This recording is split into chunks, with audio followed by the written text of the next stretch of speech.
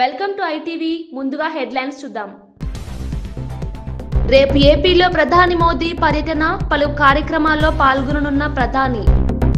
పర్యటనను విజయవంతం చేయాలని నేతలకు సీఎం చంద్రబాబు పిలుపు. సభ ఏర్పాట్లపై సమీక్ష చేసిన మంత్రి నారాయణ.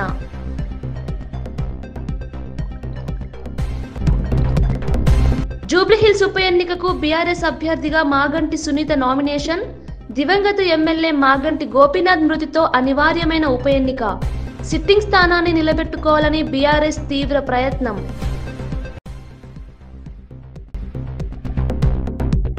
జాగృతి జనం బాట యాత్ర పోస్టర్ను ఆవిష్కరించిన కవిత. పోస్టర్పై తెలంగాణ తల్లి ప్రొఫెసర్ జయశంకర్ ఫోటోలు. సామాజిక తెలంగాణ అన్నందుకు తన మీద కుట్రలు చేశారన్న కవిత.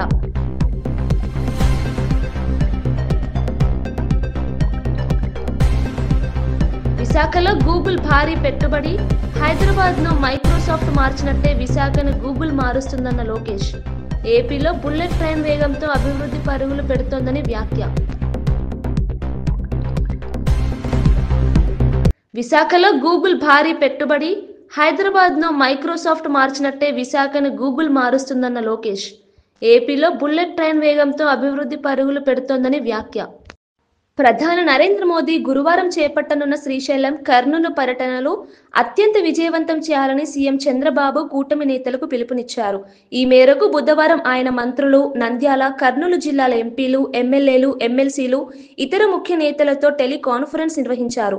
డబుల్ ఇంజిన్ సర్కార్ విధానాలతో రాష్ట్రానికి ఎంతో మేలు జరుగుతోందని, దానికి నిదర్శనమే ఇటీవలి గూగుల్ ఒప్పందమని ఆయన అన్నారు. డివైసెస్ మ్యానుఫ్యాక్చరింగ్, ఫార్మా సంస్థలు, ఇట్లా అన్ని ప్రాంతాలని సమగ్ర అభివృద్ధి చేసి ఆంధ్ర రాష్ట్రాన్ని $2.4 ట్రిలియన్ ఎకానమీ చేయాలనే లక్ష్యంతో ఆంధ్ర రాష్ట్ర ప్రభుత్వం పనిచేస్తుంది. మేము బలంగా నమ్మేది వర్టికల్ హారిజాంటల్ ఇంటిగ్రేషన్, అంటే క్లస్టర్ బేస్డ్ అప్రోచ్ చాలా చాలా అవసరం. ఎలక్ట్రానిక్స్ మ్యానుఫ్యాక్చరింగ్ అంటే ఒక ఎకో సిస్టమ్ రావాలి. 100 కిలోమీటర్ రేడియస్లో major end to end ecosystem create చేయాలి. సో అంటే మీ మొబైల్ ఫోన్ తీసుకుంటే దానికి ఉన్న casing, housing, camera module, lens, chip manufacturing, display అంతా 100 కిలోమీటర్ రేడియస్లో మ్యానుఫ్యాక్చర్ అవ్వాలి. That is called vertical integration. Horizontal వచ్చేగల స్కిల్ డెవలప్మెంట్. నా హెచ్ఆర్డీ మినిస్ట్రీ వస్తుంది. Skill development, equipment testing. మన బ్లూ స్టార్ లీడర్షిప్తో కలిసి అదే డిస్కస్ చేశాం. వాళ్ళకి హీట్ పంప్ ఆంధ్ర రాష్ట్రాన్ని తయారు చేస్తే జర్మనీకి పంపించాలి టెస్టింగ్కి, సర్టిఫికేషన్కి.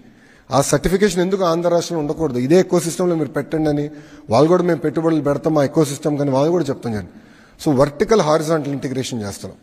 సో అందుకే కంప్రెస్డ్ బయోగ్యాస్ అంతా ఒక జోన్లో, ఎలక్ట్రానిక్స్ మ్యానుఫ్యాక్చరింగ్ ఒక జోన్లో, సిమెంట్ మ్యానుఫ్యాక్చరింగ్ ఒక జోన్లో, ఆటోమోటివ్ ఒక జోన్, డ్రోన్ సిటీ కర్నూలు అట్లా ఒక జోన్లో.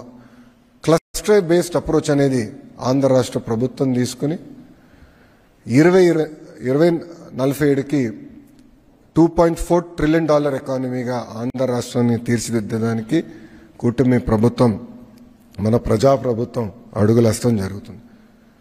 ఇంకా విశాఖపట్నానికి వచ్చేగల మా లక్ష్యం ఒకటే, గ్రేటర్ విశాఖపట్నం ఎకనామిక్ కారిడార్ని $1 ట్రిలియన్ ఎకానమీ చేయాలి. 1 ట్రిలియన్,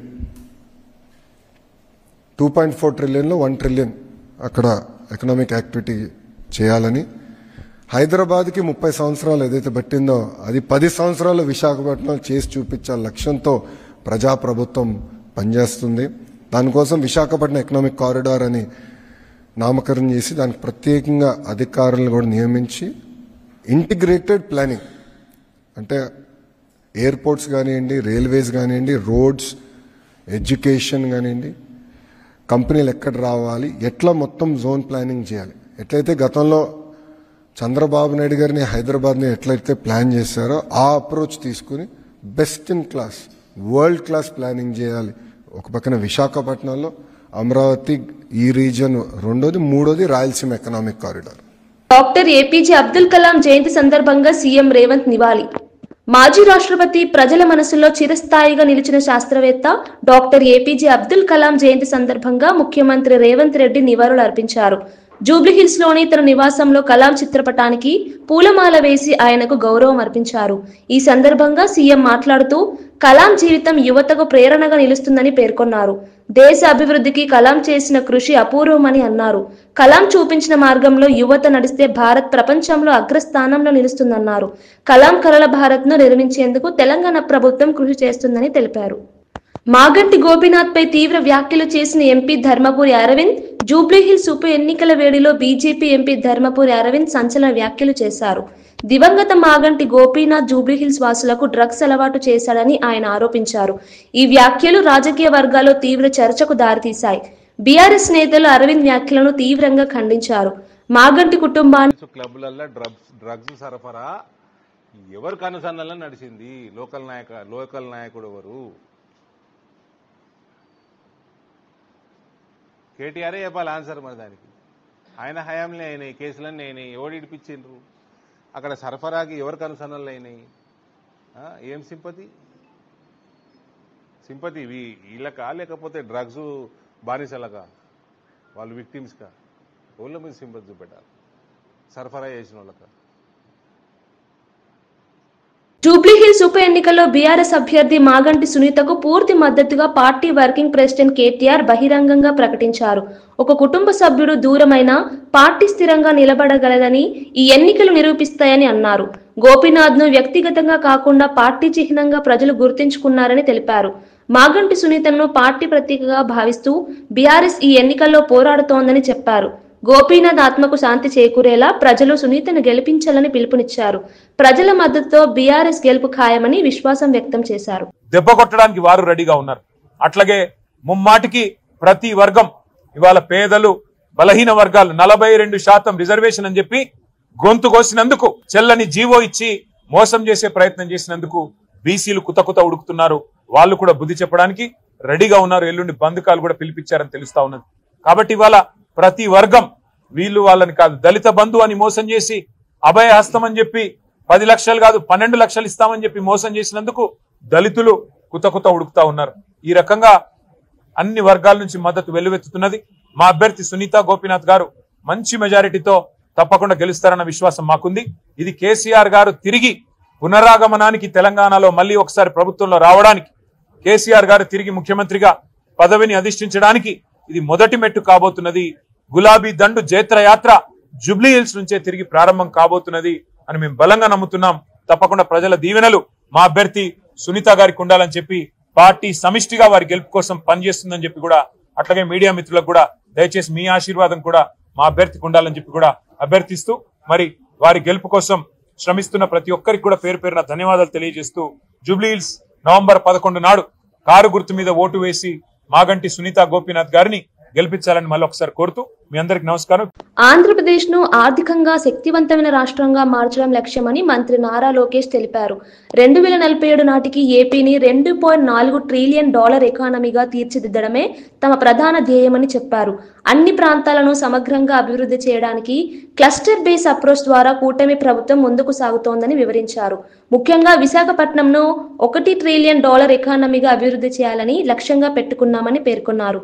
ప్రతి జిల్లాలో పెట్టుబడులను ఆకర్షించేందుకు రోడ్లు, ఐటీ, విద్య, పరిశ్రమలపై ప్రాధాన్యం ఇస్తున్నామని తెలిపారు. ఫార్మా సంస్థలు ఇట్లా అన్ని ప్రాంతాలని సమగ్ర అభివృద్ధి చేసి ఆంధ్ర రాష్ట్రాన్ని $2.4 ట్రిలియన్ ఎకానమీ చేయాలనే లక్ష్యంతో ఆంధ్ర రాష్ట్ర ప్రభుత్వం పనిచేస్తుంది.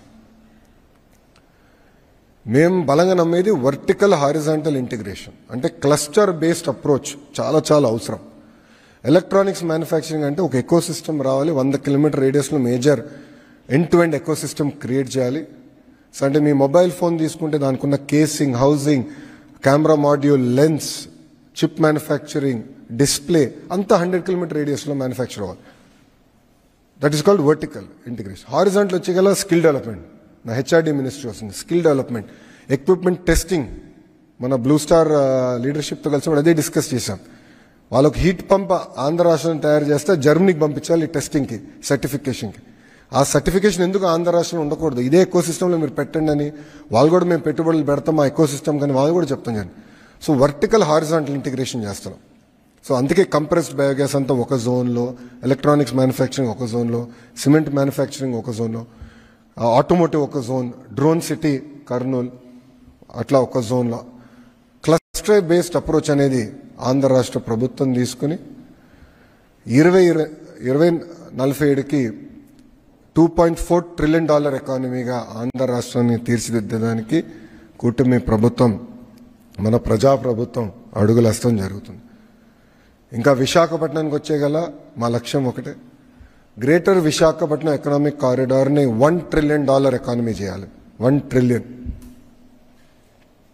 2.4 ట్రిలియన్లో 1 ట్రిలియన్ అక్కడ ఎకనామిక్ యాక్టివిటీ చేయాలని, హైదరాబాద్కి 30 సంవత్సరాలు ఏదైతే పట్టిందో అది 10 సంవత్సరాలు విశాఖపట్నం చేసి చూపించే లక్ష్యంతో ప్రజాప్రభుత్వం పనిచేస్తుంది. దానికోసం విశాఖపట్నం ఎకనామిక్ కారిడార్ అని నామకరణం చేసి దానికి ప్రత్యేకంగా అధికారులను కూడా నియమించి ఇంటిగ్రేటెడ్ ప్లానింగ్, అంటే ఎయిర్పోర్ట్స్ కానివ్వండి, రైల్వేస్ కానివ్వండి, రోడ్స్, ఎడ్యుకేషన్ కానివ్వండి, కంపెనీలు ఎక్కడ రావాలి, ఎట్లా మొత్తం జోన్ ప్లానింగ్ చేయాలి. ఎట్లయితే గతంలో చంద్రబాబు నాయుడు గారిని హైదరాబాద్ని ఎట్లయితే ప్లాన్ చేశారో ఆ అప్రోచ్ తీసుకుని best in class, world class planning చేయాలి. ఒక పక్కన విశాఖపట్నంలో, అమరావతి ఈ రీజన్ రెండోది, మూడోది రాయలసీమ ఎకనామిక్ కారిడార్. మాగంటి సునీత కన్నీలపై మంత్రి పొన్నం ప్రభాకర్ చేసిన వ్యాఖ్యలపై బీఆర్ఎస్ నాయకుడు ఆర్ఎస్ ప్రవీణ్ కుమార్ తీవ్రంగా స్పందించారు. ఇలాంటి మంత్రి కూడా కాంగ్రెస్ పార్టీలో ఉన్నారా అంటూ ఆగ్రహం వ్యక్తం చేశారు. సునీత భావోద్వేగానికి డ్రామా అని చెప్పడం సిగ్గుచేటు వ్యాఖ్య అని వ్యాఖ్యానించారు. రాజీవ్ గాంధీ, ఇందిరాగాంధీ, వైఎస్ రాజశేఖర రెడ్డి మరణాలప్పుడు నేతలు కన్నీళ్లు పెట్టారు, అవి కూడా డ్రామాలని ప్రశ్నించారు. మహిళా గౌరవం కాపాడాల్సిన నేతల్లే అవమానకరంగా మాట్లాడడం దురదృష్టకరమని అన్నారు.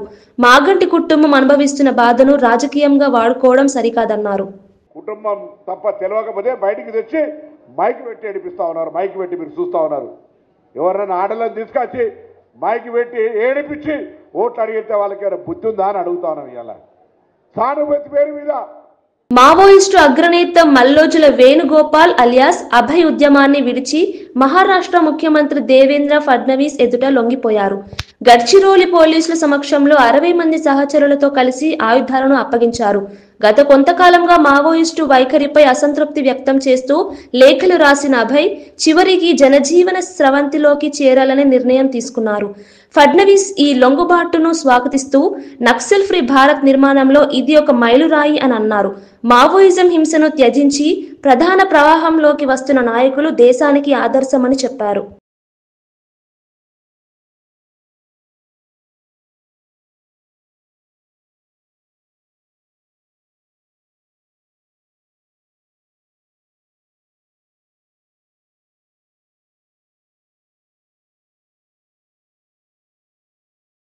आज मला या गोष्टीचा आनंद आहे की गडचिरोलीच्या विकासाचा जो संकल्प आम्ही हातामध्ये घेतला होता, आज गडचिरोली हे स्टील मॅग्नेट बनत आहे. आज गडचिरोली आणि चंद्रपूर या सगळ्या भागामध्ये जवळपास 3 लाख कोटी रुपयाची इन्व्हेस्टमेंट आलेली आहे.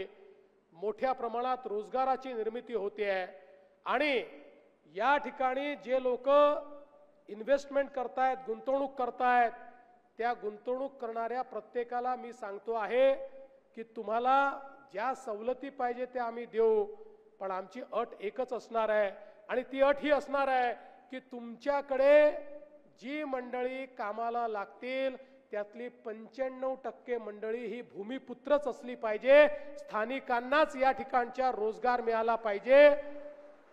आमचा संकल्प आहे पुढच्या 5 ते 7 वर्षामध्ये गडचिरोली आणि लगतच्या चंद्रपूरच्या भागामध्ये. బీఆర్ఎస్ నేత కల్వకుంట్ల కవిత మాట్లాడుతూ కేసీఆర్ ను ఉద్యమ నాయకుడిగా గౌరవిస్తున్నానని, కానీ తన యాత్రల్లో ఆయన ఫోటోను వాడకూడదనుకుంటున్నానని తెలిపారు. కేసీఆర్ ఒక పార్టీ అధ్యక్షుడు కావడంతో ఆయన ఫోటోని ఉపయోగించడం నైతికంగా సరైనది కాదని భావిస్తున్నా అని కవిత స్పష్టం చేశారు. పార్టీ చిహ్నం కంటే ఉద్యమం, ప్రజా సమస్యల పరిష్కారమే ముఖ్యమని చెప్పారు.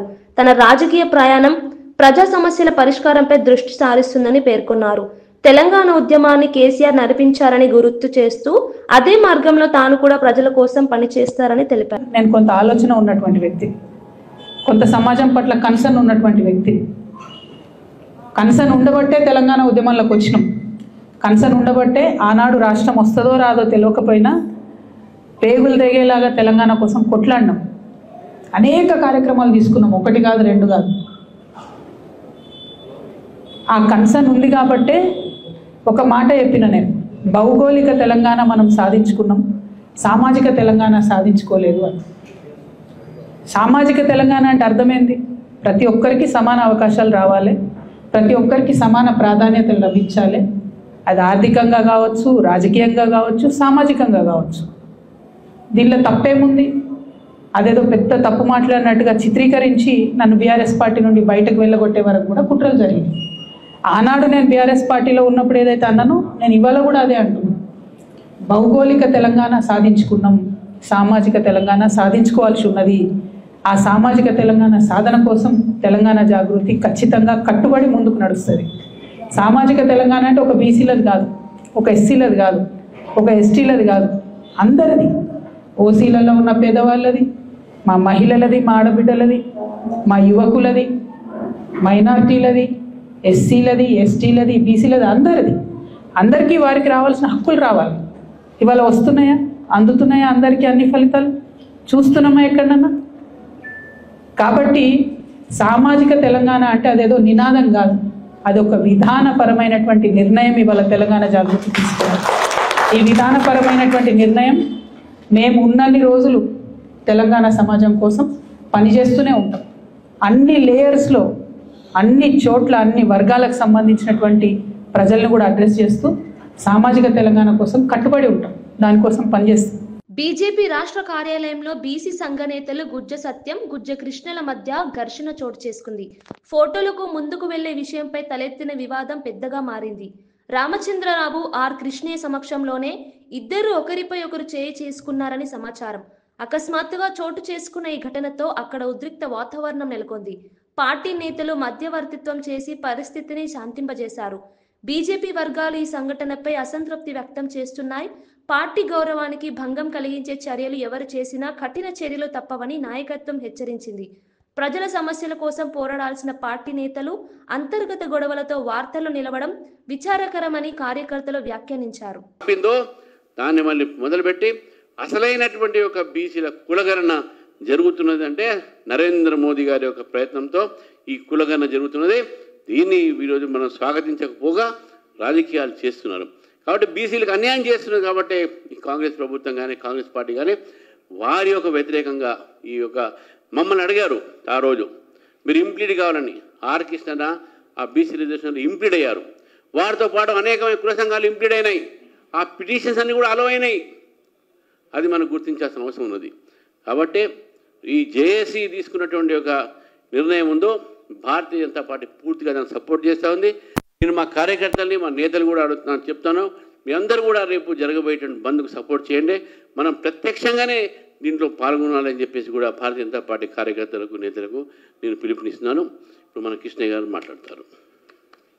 అమరావతిలోని ఎన్టీఆర్ భవన్లో మీడియా సమావేశం నిర్వహించిన టీడీపీ ఎమ్మెల్యే యార్లగడ్డ వెంకట్రావు సంచలన వ్యాఖ్యలు చేశారు.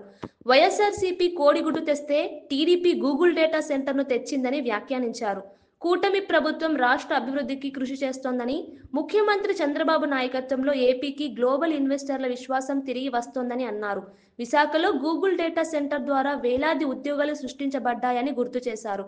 వైఎస్ఆర్సీపీ పాలనలో అభివృద్ధి ఆగిపోయిందని, కూటమి ప్రభుత్వమే తిరిగి రాష్ట్రాన్ని టెక్ హబ్ గా మార్చుతుంది. ఏ సిటిజన్ అయినా గూగుల్ ప్రాజెక్ట్ వస్తుందంటే గర్వంగా, ఆనందంగా వెల్కమ్ చెప్పే పరిస్థితి. కానీ మీరు చేసే విమర్శలు చూస్తుంటే మీకు టెక్నాలజీ అర్థం కాకపోవడం వల్ల నేను మనస్ఫూర్తిగా భావిస్తున్నా. మీకు టెక్నాలజీ తెలిస్తే నిన్న గూగుల్ క్లౌడ్తో ఏపీ ప్రభుత్వం కొత్త అధ్యాయాన్ని ప్రారంభించిన దాన్ని స్వాగతించేవాళ్ళు. అలాగే డిజిటల్ ఇన్నోవేషన్, ఆర్టిఫిషియల్ ఇంటెలిజెన్స్ రంగాల్లో కొత్త యుగం నిన్నటి నుంచి ప్రారంభమైంది. Google announced $15 billion investment for AI and data hub, it's largest investment outside the US. This hub will bring Google's full AI stack to India and support local AI innovation and development. గూగుల్కి per day revenue $1.07 billion. అలాగే అటువంటి company మన దగ్గర data centre hub ఏర్పాటు చేస్తుంటే దేశవ్యాప్తంగా Google AP hashtag trending అయింది నిన్నంతా. కానీ వైసీపీ వాళ్ళకి మాత్రం ఇది అర్థం కావట్లా. ఇదేదో వాళ్ళు విండ్ పవర్ ప్రాజెక్ట్ లాగా అనుకుంటున్నారని నేను భావిస్తున్నా. ఎక్కడో కాస్ట్, ల్యాండ్ వాల్యూ తక్కువ ఉన్న దగ్గరికి వెళ్ళి విండ్ పవర్ పెడుతున్నలాగా డేటా సెంటర్ అని వాళ్ళు భావిస్తున్నారేమో, నాకైతే అర్థం కాని పరిస్థితి. అలాగే యంగెస్ట్ స్టేట్గా ఉంది, హయ్యెస్ట్ ఇన్వెస్ట్మెంట్ స్టేట్గా ఈ రాష్ట్రం మారబోతుంది. దానికి తార్కాణం ఈ గూగుల్ కంపెనీ రాక. అలాగే మీకు ఒక ఎగ్జాంపుల్ చెబుతా. అమెరికాలో వాషింగ్టన్ డీసీకి కోతవేటు దూరంలో డొల్లస్ ఇంటర్నేషనల్ ఎయిర్పోర్ట్ ఉండే ప్లేస్లో లౌడన్ అనే కౌంటీ ఉంటుంది. ఆ కౌంటీ వర్జీనియాలో ప్రపంచానికి డేటా సెంటర్ ఎల్ఐగా పేరు తెచ్చుకుంది. అమెరికా రాజధానికి ఆనుకుండే ఈ ప్రాంతంలో ఇది డేటా సెంటర్ ఉన్న పరిస్థితి. దానివల్ల యుఎస్ మొత్తం మీద టాప్ 5 కౌంటీల్లో హైయెస్ట్ పర్ క్యాపిటల్ ఇన్కమ్ ఉన్న కౌంటీ అది. ఆ కౌంటీలో డేటా సెంటర్లు చాలా కంపెనీలు డేటా సెంటర్ ఉన్న పరిస్థితి. కానీ మీరు అది అర్థం కాక మాట్లాడుతున్నారేమోనని నేను భావిస్తున్నా. ఇది ప్రధాని నరేంద్ర మోదీ సభ కోసం నంద్యాలలో ఏర్పాటు వేగంగా సాగుతున్నాయి. మంత్రి నారాయణ నేతృత్వంలో మంత్రుల బృందం టీడీపీ కార్యాలయంలో సమీక్షా సమావేశం నిర్వహించింది. మండలాల వారీగా బస్సులు, భోజన సరఫరా, వసతి సదుపాయాలపై సమగ్ర ప్రణాళికలు రూపొందించారు. ఉదయం 11 గంటలకల్లా అన్ని ప్రాంతాల నుంచి ప్రజలు కర్నూలుకు చేరుకోవాలని సూచించారు. జనసేన, బీజేపీ నేతలతో సమన్వయం సాధించి సభను విజయవంతం చేయాలని పిలుపునిచ్చారు. జీఎస్టీ సవరణల వల్ల ప్రజలు ఆనందం వ్యక్తం చేస్తున్నారని, ప్రధానమంత్రి మోదీ పట్ల కృతజ్ఞతాభావంతో సభను నిర్వహిస్తున్నామని తెలిపారు. కర్నూలు సభ ద్వారా కూటమి బలం మరోసారి ప్రజలకు అర్థమవుతుందని నారాయణ అన్నారు. కర్నూలు ఏర్పాటు చేసిన బహిరంగ సభలో పాల్గొని ప్రజలను ఉద్దేశించి చేయడం జరుగుతుంది. అదేవిధంగా కొన్ని శంకుస్థాపనకి ఇనాగరేషన్స్ కూడా యాక్చువల్ గా వాళ్ళు ప్రధానమంత్రి గారు యాక్చువల్ గా వారి చేతుల మీదుగా శంకుస్థాపనలో ప్రారంభోత్సవం జరుగుతాయి. జిఎస్టీ ఏదైతే ఉందో ఈ రోజు భారతదేశంలో ప్రజలు ఆనందంగా ఉండాలనే ఉద్దేశంతో, ప్రజల మీద బర్డెన్ తగ్గించాలనే ఉద్దేశంతో, ఎకానమీని డెవలప్ చేయాలనే ఉద్దేశంతో జిఎస్టీలో చాలా మార్పులు తీసుకొచ్చారు, సులభతరం చేశారు. దాని మీద దేశం మొత్తం ప్రజల్లో ఆనందంగా ఉంది.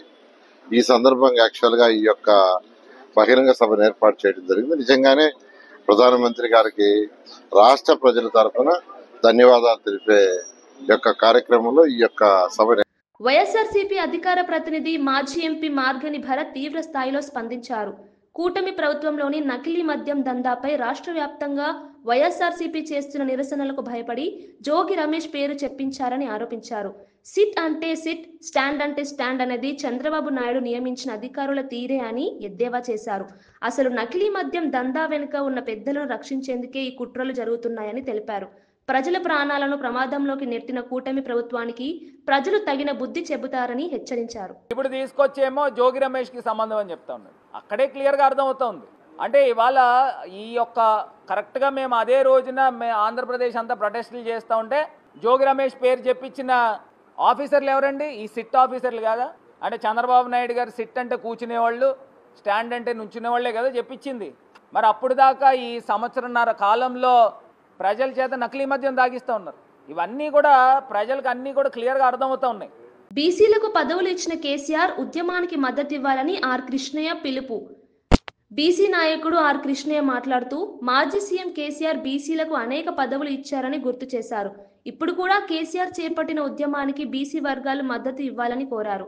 రాష్ట్ర అభివృద్ధిలో బీసీల పాత్ర ఎంతో ముఖ్యమని, బీఆర్ఎస్ ప్రభుత్వం కాలంలో బీసీల స్థాయి గణనీయంగా పెరిగిందని తెలిపారు. కేసీఆర్ తీసుకున్న సంక్షేమ నిర్ణయాలు బీసీ వర్గాలకు బలాన్నిచ్చాయని పేర్కొన్నారు. తెలంగాణలో బీసీలు మరింత శక్తివంతంగా ఎదగాలంటే ఐక్యత అవసరమని అన్నారు. పార్టీలు మారినా బీసీల సంక్షేమం అనే లక్ష్యం మాత్రం నిలకడగా ఉండాలని కృష్ణయ్య సూచించారు. బిల్డప్ చేశారు. ఒక స్థాయిలో కాదు, అన్ని స్థాయిలలో ఉన్నది. అన్ని సందర్భాల్లో ముఖ్యమంత్రి కేసీఆర్ ఉన్నప్పుడు అడ్వకేట్ జనరల్ ఇచ్చారు. అనేకమైనటువంటి పదవుల్లో స్పీకరు, చైర్మన్ కౌన్సిల్లో, ఇంకా అనేక రంగాల్లో ఇప్పుడు సందర్భం కాకపోయినా అనేక సార్లు బీసీల ప్రచారం నిలిచారు. ఇప్పుడు కూడా ఈ ఉద్యమం లోపల మీరు అవుట్రైట్గా సపోర్ట్ చేయాలి. ఈ ఉద్యమం అందరికీ ఆదర్శంగా నిలబడేటట్టు మీరు అందరూ కూడా చర్యలు తీసుకోవాలని కోరుకుంటూ, తప్పనిసరి మీ పాత్ర గట్టిగా ఉంటుందని భావిస్తూ. మాజీ మంత్రి జోగి రమేష్ సంచలన వ్యాఖ్యలు చేశారు. జనార్దన్ రావుతో తాను చాట్ చేశానని ఎవరైనా నిరూపిస్తే ఏ శిక్షకైనా సిద్ధమని స్పష్టం చేశారు. తాను చేసిన పని ఏది తప్పు కాదని, అవాస్తవ ప్రచారంతో తనపై దుష్ప్రచారం జరుగుతోందని ఆగ్రహం వ్యక్తం చేశారు. నేను ప్రజాసేవ కోసం రాజకీయాల్లోకి వచ్చాను, కానీ కొన్ని వర్గాలు నన్ను బ్లాక్మెయిలింగ్ చేయాలని చూస్తున్నాయని జోగి రమేష్ అన్నారు. తాను భయపడే వ్యక్తి కాదని, ఎలాంటి విచారణకైనా ఎదుర్కొనేందుకు సిద్ధమని తెలిపారు. నకిలీ మద్యం వ్యవహారంలో తన పేరును లాగడం కుట్రగా అభివర్ణించారు. నిజం నాతో ఉంది, న్యాయం గెలుస్తుంది అంటూ తన స్థానం స్పష్టంగా వెల్లడించారు. ఈ వ్యాఖ్యలతో రాజకీయ వర్గాల్లో చర్చలు మిన్నంటున్నాయి. వాళ్ళందరికీ కూడా, రాష్ట్ర ప్రజలందరికీ కూడా తెలియజెప్పాలనే ఉద్దేశంతో నా ఫోన్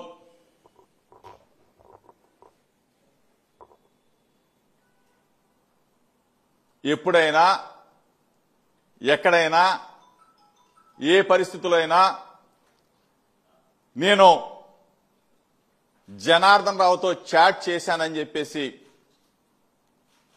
నిరూపిస్తే ఏ శిక్షకైనా సిద్ధంగా ఉన్నాడు ఈ జోగి రమేష్ అని చెప్పేసి మీ ద్వారా. బులెటిన్ ముగించే ముందు హెడ్లైన్స్ మరోసారి చూద్దాం. రేపు ఏపీలో ప్రధాని మోదీ పర్యటన, పలు కార్యక్రమాల్లో పాల్గొననున్న ప్రధాని.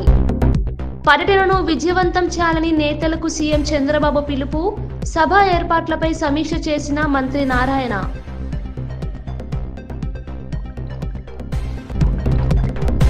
జూబ్లీహిల్స్ ఉప ఎన్నికకు బీఆర్ఎస్ అభ్యర్థిగా మాగంటి సునీత నామినేషన్, దివంగత ఎమ్మెల్యే మాగంటి గోపీనాథ్ మృతితో అనివార్యమైన ఉప ఎన్నిక, సిట్టింగ్ స్థానాన్ని నిలబెట్టుకోవాలని బీఆర్ఎస్ తీవ్ర ప్రయత్నం.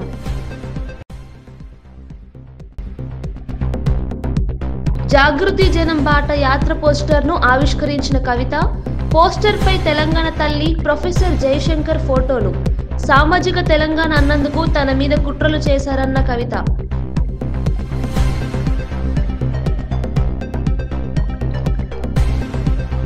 విశాఖలో గూగుల్ భారీ పెట్టుబడి, హైదరాబాద్ను మైక్రోసాఫ్ట్ మార్చినట్టే విశాఖను గూగుల్ మారుస్తుందన్న లోకేష్. ఏపీలో బుల్లెట్ ట్రైన్ వేగంతో అభివృద్ధి పరుగులు పెడుతోందని వ్యాఖ్య. ఇవి ఈ బులెటిన్ విశేషాలు. చూస్తూనే ఉండండి ITV.